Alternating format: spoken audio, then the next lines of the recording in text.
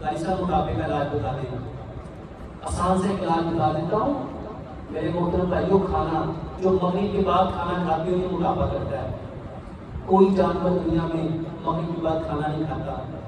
کوئی جانور مغرب کے بعد کھانا، اور سب سے اچھا کھانا ہم کھاتے ہیں، اور سب سے زیادہ کھانا ہم کھاتے ہیں رات کو کھاتے ہیں. میرے محترم بھائیوں کی بات یاد رکھو، رات بنانے بنائی آرام کے لیے. اس کو حدیث سے سمجھو. پیارے پیغمبر جناب محمد صلی اللہ علیہ وسلم فرمایا کرتے تھے جب مغرب ہو جائے نا گھر کے بڑے دروازے بند کر دو اور بچوں کو اندر لے آؤ، کیونکہ اس کو شیاطین کھول دیے جاتے ہیں.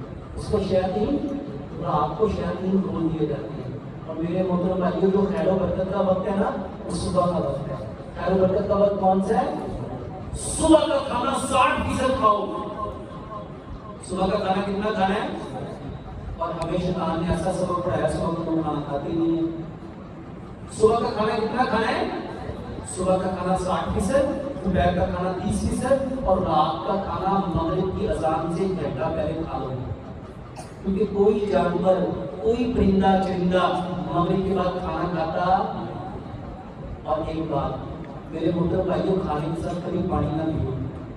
کھانے کے ساتھ کبھی، اس کو قرآن سے سمجھو.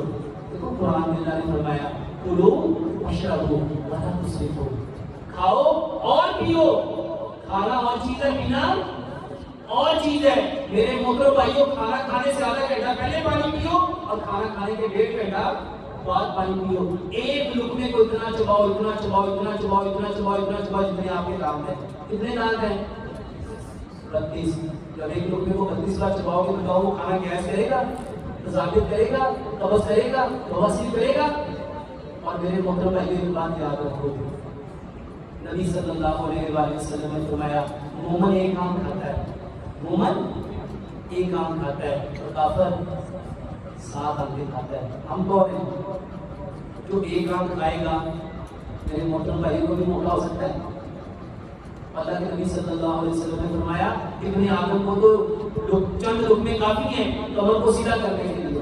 ٹھیک ہے، تو کھانا جتنا کم کھاؤ گے، حکیم لوگ کھانے کی بات کہا کرتے تھے کم کھانا انسان کھاتا ہے اور زیادہ کھانا انسان کو کھاتا ہے.